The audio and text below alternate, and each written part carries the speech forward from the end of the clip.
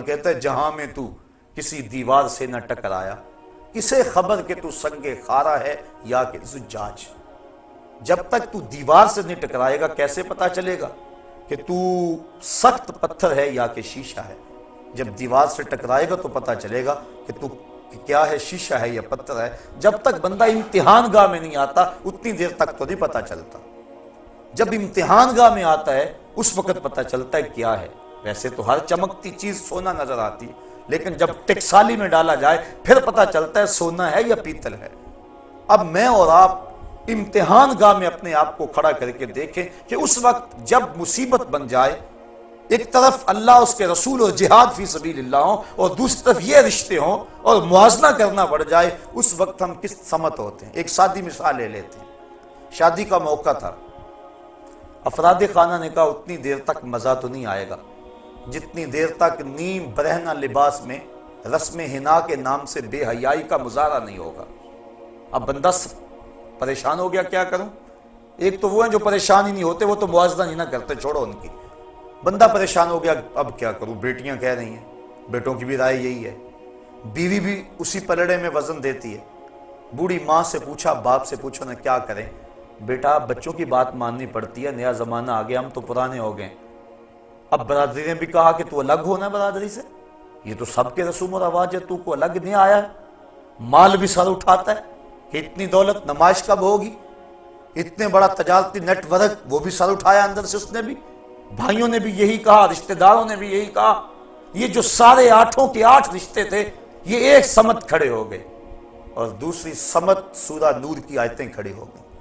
خبردار اگر عورت گھر کی دہلیز میں اتنے زور سے قدم رکھے کہ اس کے پاؤں میں پڑے ہوئے پازیب کی چھنکار باہر گلی میں گزرتے ہوئے غیر مرد کے کانوں تک پہنچے، شریعت نے اس پہ بھی قدغن لگا دی۔ رسول کریم کی حدیث آ کھڑی ہوئی، ربا قاسیات آریات یوم القیامہ، بہت ساری عورتیں جو لباس پہنتی تھیں لیکن قیامت کے دن برہنہ اٹھائی جائیں گی، کیونکہ ان کا لباس ان کے اعضاء کا ساتر نہیں ہوگا بلکہ ان کے اعضاء کی نمائش کا سبب ہوگا۔ قیامت کے دن ان کو برہنہ اٹھایا جائے گا۔ یہ سارے حکم ایک سمت اور یہ سارے رشتے ایک طرف، اب بندہ درمیان میں کھڑا ہے۔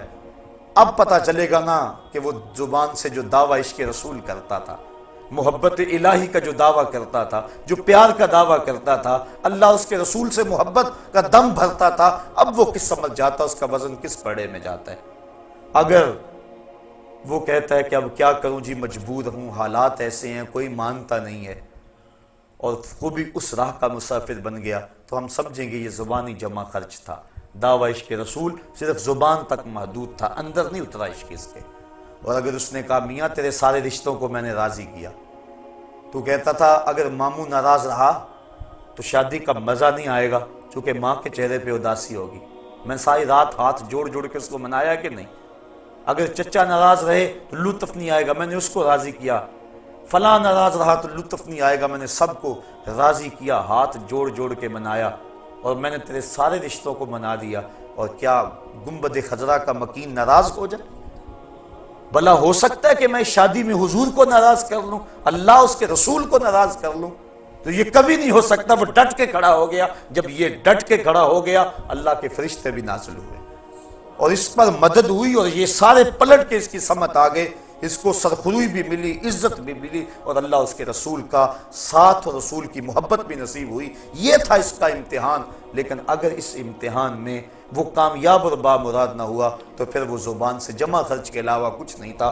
2-4 مرتبہ اس آیت کو پڑھ لیں اور اس کا ترجمہ پڑھ لیں اور اپنے کچھ ترازو میں رکھ کے تولیں کہ ہم کہاں کھڑے ہیں اور اس آیت کے تقاضے کیا ہیں۔ کہا اگر تم نے ان رشتوں اور نعتوں کو اللہ، اس کے رسول اور جہاد فی سبیل اللہ سے زیادہ محبوب جانا تو فرمایا فتربصوا حتی یاتی اللہ بامرہ، پھر اللہ کے فیصلے کا انتظار کرو۔ اب اس کا فیصلہ کیا ہے؟ اللہ تعالیٰ کا فیصلہ کیا ہے جس کا انتظار کرنے کو کہا گیا؟ اس بات کو مبہم رکھا گیا، یعنی اس بات کو واضح نہیں کیا گیا کہ اللہ کے عذاب کی صورت کیا ہوگی۔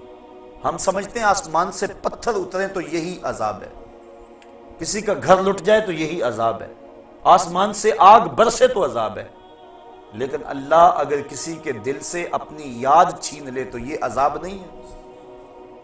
وہ ایک شخص تھا، بڑا نام تھا اس کا، اچانک عیسائی ہو گیا. لوگ علماء بالخصوص اس کے پاس پہنچے تاکہ اس کو سمجھائیں کہ عیسائیت کی کس قدر نے تجھے متاثر کیا اور اسلام سے تو کیوں دور ہو گیا. اس نے جو واقعہ سنایا پرانی بات ہے. اس نے کہا کہ میں ایک دن ٹھنڈے پانی سے وضو کیا, بڑی مشکل سے وضو کیا, مصلی پہ کھڑا ہوا میرا وضو جاتا رہا, لیکن مجھے دوبارہ طاقت نہیں تھی, یعنی سستی ایسی تھی کہ دوبارہ وضو کرنے کے لیے نہ جا سکا, اور میں بے وضو ہی کھڑا نماز پڑھتا رہا. لیکن ڈرتا بھی رہا کہ میں نماز کی توہین کر رہا ہوں, سجدوں کی توہین کر رہا ہوں, مصلی رسول کی توہین کر رہا ہوں, میرے اوپر کوئی اللہ کا عذاب نازل نہ ہو جائے. میں نماز پڑھتا بھی رہا اور اس ڈر میں بھی رہا. ساری نماز مکمل ہوگی, جب سلام پھیرا اتنے وقت تک میرے اوپر کوئی عذاب نہیں آیا تھا. میں نے کہا اسلام تو دین ہی سچا نہیں ہے. میں نے اسلام کو چھوڑا اور عیسائیت کو قبول کر لیا کہ میں نے توہین کی مصلی رسول کی اور میرے اوپر کوئی عذاب نہیں آیا, لہٰذا اسلام دین سچا نہیں. یہ تھا میرے عیسائی ہونے کا سبب. تو علماء نے کہا تو سمجھتا ہے میرے اوپر عذاب کوئی نہیں آیا, اس سے بڑا عذاب اور کیا ہو سکتا ہے؟ اللہ نے اپنا دین چھین لیا. اس سے کیا بڑا عذاب ہو سکتا ہے؟ اس نے اپنا دین چھین لیا تجھ سے. تو اب ذرا غور کیجئے, اللہ کسی سے اپنا دین چھین لے اور توفیق حق سلب کر لے تو اس سے بڑا عذاب کیا ہو سکتا ہے؟ تو اب فرمایا اگر تم ان رشتوں کو, ان چیزوں کو, ان 8 چیزوں کو اللہ جل شانہ, اس کے رسول کریم اور جہاد فی سبیل اللہ سے زیادہ محبوب جانو گے, فتربصوا, پھر انتظار کرو, حتی یاتی اللہ بامرہ, کہ اس کا فیصلہ آ جائے. آگے فرمایا واللہ لا یہدی القوم الفاسقین, اللہ فاسق قوم کو ہدایت نہیں دیتا. کیا مطلب؟ وہ ہدایت کے جو اسباب ہیں ان سے صرف نظر کر جاتے ہیں. مجھے بڑی اچھی طرح یاد ہے, ہم بچے تھے بالکل, اپنے اساتذہ کے ہمراہ کہیں پیدل سفر پہ جا رہے تھے. راستے میں یہ جو بٹن ہوتے ہیں ان کی ایک پلاسٹک کی تھیلی ملی. ایک طالب علم نے شوق سے, خوشی سے کہ مجھے گمگشتہ چیز ملی, اٹھائی, اور استاد جی یہ دیکھو بٹن ملے ہیں. مان لگے بیٹا پھینک دو, مالے لکتا ہے 6 ماہ تک کہاں اس کا مالک تلاش کرتے پھرو گے. بٹن پھینک دیے گئے, لیکن استادوں نے ٹھنڈی آ بھری. ہم نے پوچھا کیا ماجرا ہوا؟ مان لے کہ سمجھے نہیں اس کی تعبیر کیا ہے. کہا ہم تو نہیں سمجھ پائے, بٹن مل گئے پھینک دیے, کسی کے گر گئے ہوں گے. فرمایا بیٹا نہیں, ایسا نہیں ہے, بلکہ ہمیں تنبیہ کی گئی ہے کہ اپنے گریبان میں جھانک کے دیکھو. یہ جو ہمیں راستے سے اچانک بٹن ملے ہیں تو اس کا مطلب یہ ہمیں تنبیہ کی گئی ہے کہ ذرا اپنے گریبان میں جھانک کے دیکھو.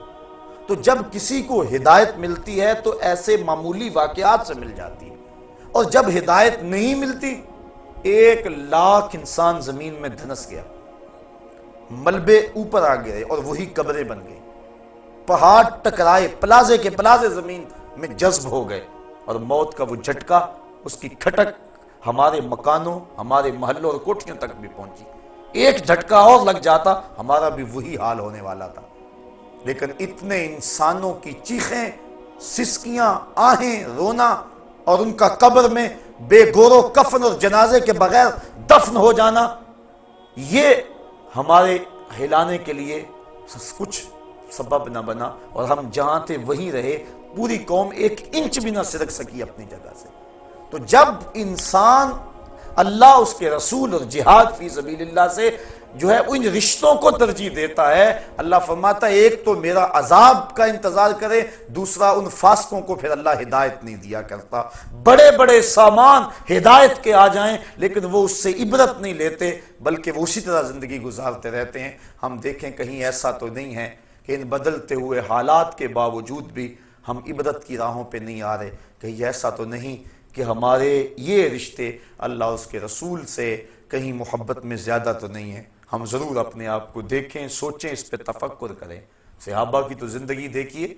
ایک صحابی حضور کی خدمت میں حاضر ہوا, بیٹھا, سلام لیا, آقا نے جواب نہیں دیا, بڑا پریشان ہوا, عرض کی حضور مجھ سے کون سی غلطی ہو گئی کہ آپ نے میرے سلام کا جواب نہیں دیا. حضور کا ناراض ہو جانا صحابہ پر قیامت سے کم نہیں تھا. سورہ توبہ اٹھاؤ, حضرت کعب بن مالک سے ناراض ہو گئے حضور. غزوہ تبوک میں یہ 3 صاحب پیچھے رہ گئے تھے. سورہ توبہ میں تفصیلی واقعہ موجود ہے. اللہ ارشاد فرماتا ہے زمین وسیع ہونے کے باوجود ان پر تنگ کر دی گئی.